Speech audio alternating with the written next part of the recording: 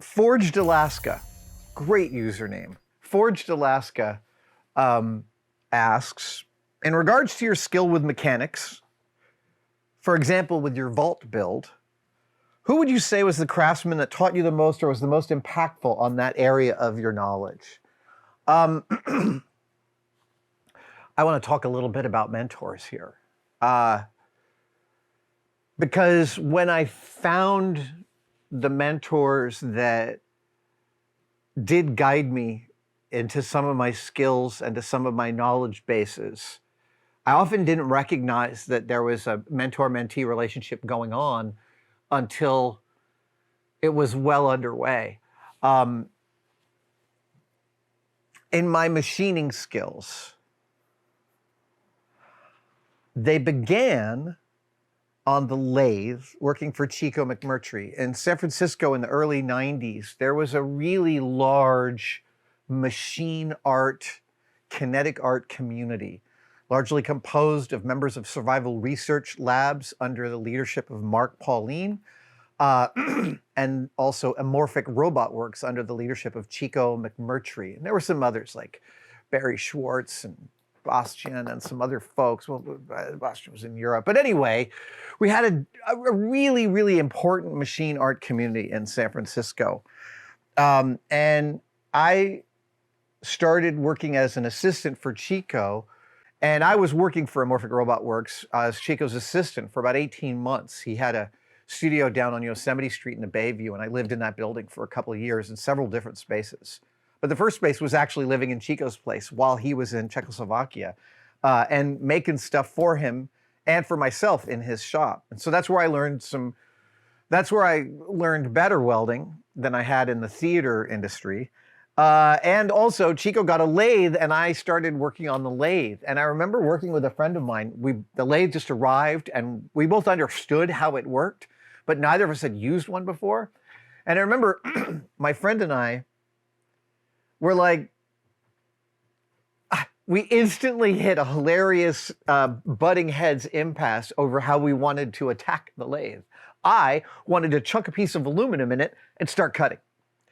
I just wanted to get to know it. And he was like, we got to draw what we're going to make. And I'm like, no, we don't. We can just put a piece of aluminum there and start cutting. He's like, we got to draw what we're going to make.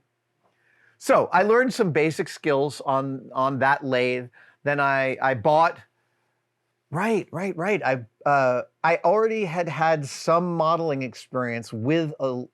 That's actually, the Chico stuff precedes my special effects machining work.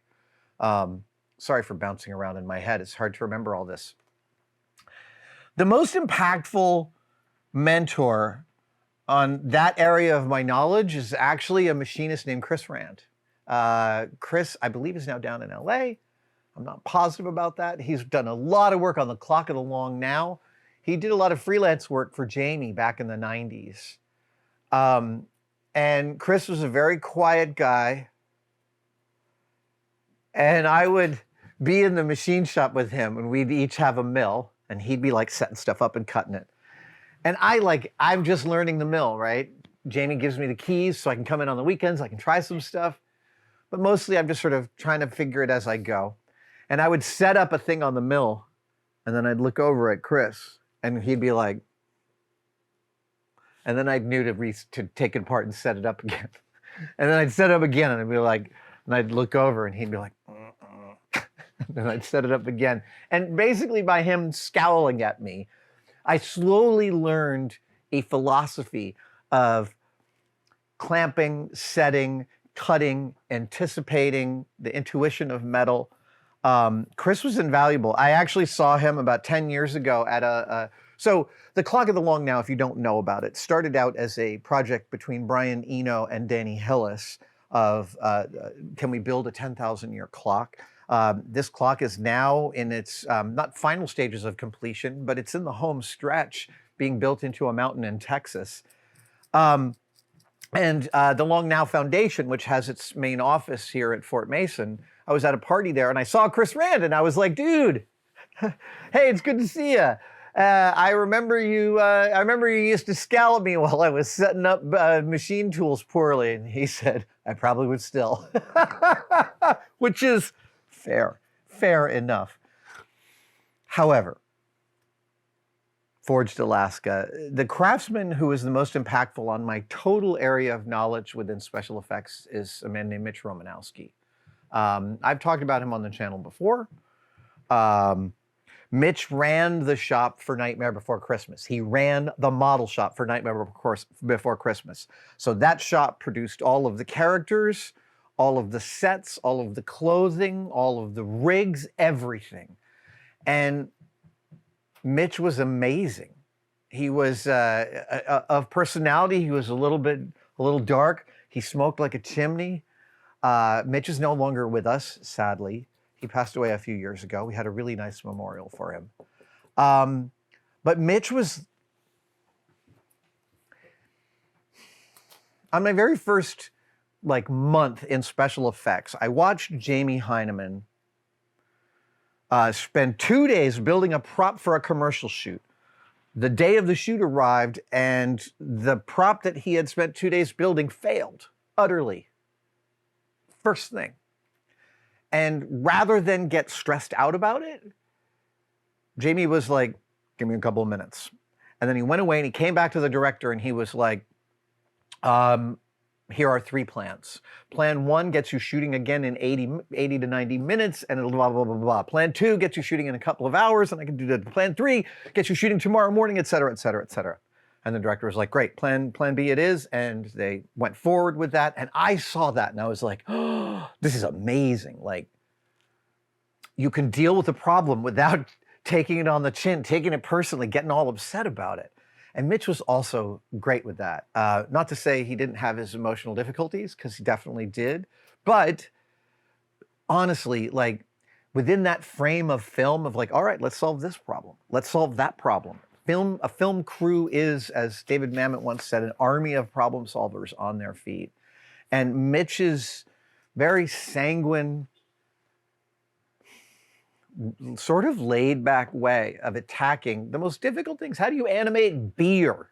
That happened in James and the Giant Peach. He figured that out, right? How do you, yeah, there's all sorts of things, but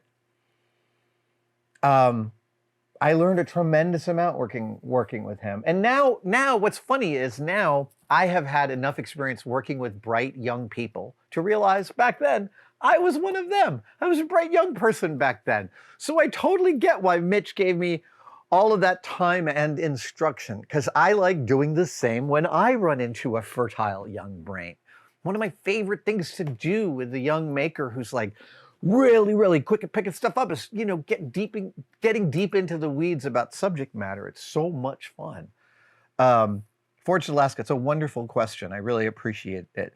There was also another machinist named Chris who ran the machine shop on Bicentennial Man, which was without a doubt the worst experience I ever had working on a movie, although I built some of my favorite things for that film. And then finally, Michael Steffi, one of the machinists at ILM, and I designed a finger joint together that we used for the opening. We used it for Bicentennial Man. There's a hand that moves, but there's also later on in Signs, the alien fingers were also built using those same finger joints that Steffi and I had built. Oh, you know what? I want to go back to one answer I gave before about mentors. Mitch Romanowski, absolutely a mentor, a deep, deep mentor, but also Mr. Hyneman.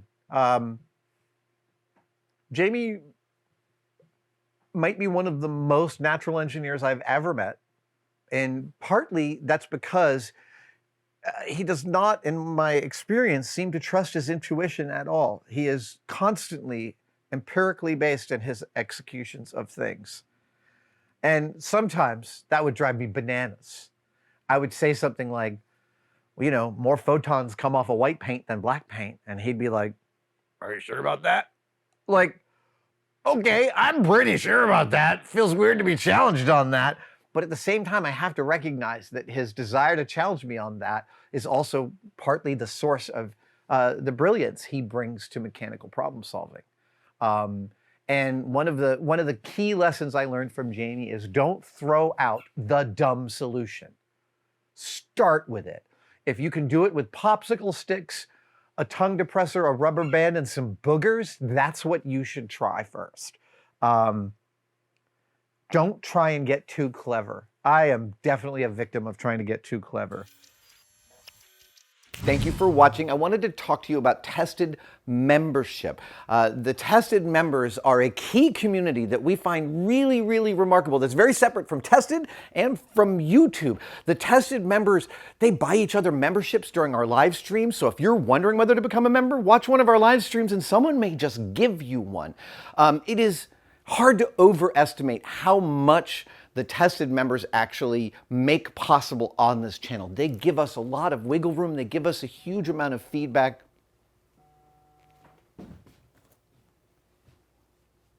That's a member right now. Thank you so much for enjoying your membership. Description for everything you need to know. And for all the members out there, thank you, thank you, thank you.